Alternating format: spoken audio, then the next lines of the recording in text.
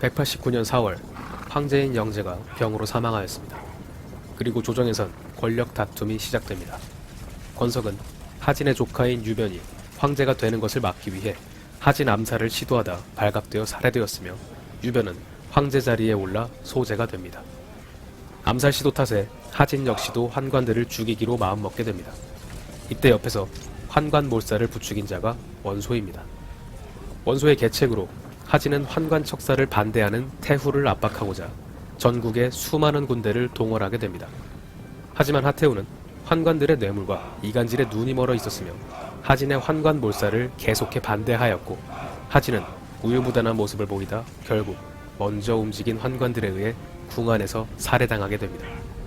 이 소식을 들은 원소는 군을 이끌고 권례로 들어가 환관들을 닥치는 대로 죽였고 간혹 수염이 없어 환관으로 오해받아 죽임을 당한 자도 있었다고 합니다. 장양은 소제와 유협을 데리고 도주하였으나 민공과 노식에게 붙잡혀 강에 몸을 던져 자결하게 됩니다. 이로써 황제의 눈을 가리고 한나라를 쇠퇴하게 만든 주범인 십상시들의 세상이 끝을 맺습니다. 그리고 이때 소제와 유협은 동탁을 만나게 됩니다. 동탁은 입성을 할 당시 군사가 고작 3천여 명밖에 되지 않았기 때문에 본인의 세력을 부풀려 보이기 위해서 밤에 몰래 병사들을 내보냈다가 날이 밝으면 줄을 길게 지어 들어오도록 하는 행동을 4, 5일간 반복했다고 합니다. 그리고 하진의 병사들을 모두 본인의 세력으로 흡수합니다. 동탁은 본래 황실에서 여러 차례 소환 또는 병력 반환 지시를 받았으나 변명과 함께 황명을 거역한 채 정세를 관망 중에 있었습니다. 그러다 영제가 죽고 하진의 십상시 투벌을 위한 부름에 응하여 군사를 이끌고 낙양으로 오고 있었던 것입니다. 동탁은 본인처럼 하진이 죽은 뒤 낙양으로 오게 된 정원이라는 자의 군사가 우려되어 그의 휘하에서 신임을 받던 여포를 유혹합니다. 여포는 정원을 죽인 뒤 정원의 군사들과 동탁에게 귀순하였고 동탁은 크게 기뻐하며 여포와 부자지간을 맺었다고 합니다. 189년 9월 동탁은 멋대로 소제를 폐위하고 그의 동생 유협을 황제 자리에 앉힙니다. 한나라의 마지막 황제 헌제이며 그의 나이 9살이었습니다. 동탁이 굳이 황제를 교체한 이유는 당시 하씨 집안 사람들이 권력을 행사하고 있었기 때문에 나중을 우려한 행동으로 생각됩니다. 또한 동태후를 핍박해 죽게 하였다 라고 하며 하태후를 독살한 것으로 보아 권력 다툼 도중 동태후가 죽은 탓에 같은 성씨라 안타깝게 생각한 것 같기도 합니다.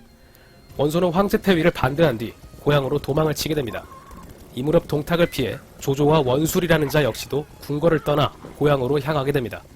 원술은 원소의 사촌 동생인데 원소가 서자임에도 불구하고 명망이 높은 것을 시기했다고 합니다.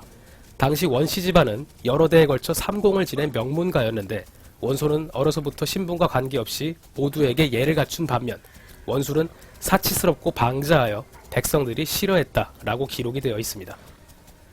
조조는 연주 진류군에 도착해 집안의 재산으로 5,000명의 군사를 모았는데 영웅기에는 낙양에서 지내고 있었던 유비 사명제가 함께 따라가 병사를 모집했다고 기록되어 있습니다. 이때 조조를 따라 종군한 자들에는 조인, 조홍, 하우돈, 하우연, 악진 등이 있습니다. 조인은 조조 거병 이전부터 젊은이들을 모아 활약했으며 조조 거병 소식을 듣고 합류한 조조의 친인척 중 한 명입니다. 삼국지 연의의 가장 큰 피해자 중 한 명인데 소설과는 달리 그의 전투 모습을 보고 하늘이 내린 장수라고 감탄한 이도 있을 정도로 지용을 갖춘 명장이었다고 합니다. 하우도는 14살에 스승을 모욕한 자를 죽였을 정도로 강직한 인물이었다고 합니다. 연희의 사나운 모습과는 다르게 후방에서 보급을 책임지는 등의 역할이 대부분이었으나 사실상 가장 중요한 역할 중 하나였으며 부하들에게도 인기가 굉장히 많았다고 합니다. 하우연은 하우돈의 집안 동생이며 어릴 적 조조를 대신해 중재를 떠안았을 정도로 의리가 있었다 합니다. 전장에선 행군이 매우 빨라 기록에는 그의 부대는 항상 적이 예상하지 못한 곳에서 나타났다 라고 되어 있습니다. 그리고 악진은 유일하게 친인척 관계가 아닌 장수로 체구가 작았으나 담력이 뛰어났다고 합니다. 일개 보좌관이었고 병사 모집을 명분으로 고향으로 보내줬으나 1,000명에 가까운 병사를 모집해온 뒤 조조의 눈에 들어 수많은 전투에 참전하게 됩니다. 재물이나 인척 관계없이 바닥에서부터 성공한 인물이라 개인적으로 좋아하는 장수입니다. 원소 역시 기주 발해군에서 병사를 모집하려 했으나 동탁이 기주목으로 임명한 한복이라는 자의 감시 때문에 수월하지 않았습니다. 때마침 연주 동군태수 교모가 삼공들이 보내왔다며 가짜 서신을 만들어 각지에 보냈고, 이를 받아본 한복 역시 원소에 대한 감시를 풀게 되어 마침내 원소도 병사를 모아 거병하게 됩니다. 190년 1월 교모의 가짜 서신을 받아본 자들 중 원소, 원술, 한복, 공주, 유대, 장막, 장초, 왕광, 원유, 교모, 포신, 그리고 조조가 동탁 토벌을 위해 연합하게 됩니다. 원소는 맹주로 추대되었고 왕광과 함께 사해 한해군에, 한복은 업에서 군량 공급을, 공주는 영천군에, 유대, 장막, 장초, 교모, 원류, 포신과 조조는 진류군 산조에, 원술은 형주 남양군 노양에 주둔하기로 합니다.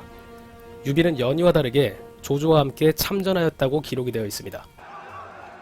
반동탁 연합군의 소식을 들은 동탁은 낙양에 있던 원소의 친족들을 갓난아이까지 포함해 모두 죽였다고 합니다. 그리고 장안으로 천도하기로 마음을 먹습니다. 이때 낙양에 남아 종묘와 민가에 모두 불을 질렀으며 이동하는 백성들을 재촉하고 노략질해 밟히고 굶어 죽은 시체가 길에 가득했다고 합니다. 또한 여포를 시켜 모든 황릉을 파내어 보물들을 거두게 하는 만행을 저지릅니다. 이 무렵 손견은 환건적에 난 이후 장사태수로 있었으며 동탁 토벌을 위해 군사를 일으켜 북진하게 됩니다. 이때 휘하 장수에는 정보, 황계, 한당 등이 있었습니다. 정보는 용모와 계략이 있었고 사람들을 대할 때 굉장히 예의가 있었다고 합니다. 황건적에 난 때부터 손견을 따라 전투에 참여했습니다.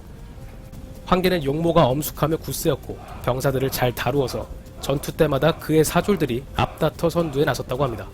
손견은 항상 산월족들을 진압할 땐 황계를 선봉장으로 기용했다고 합니다. 한당은 말타기에 능숙하고 힘이 세었다고 하는데 손견의 휘하에서 전투를 함께 치루었고 수차례 위험한 상황에서도 적을 무너뜨려 총애를 받았다고 합니다.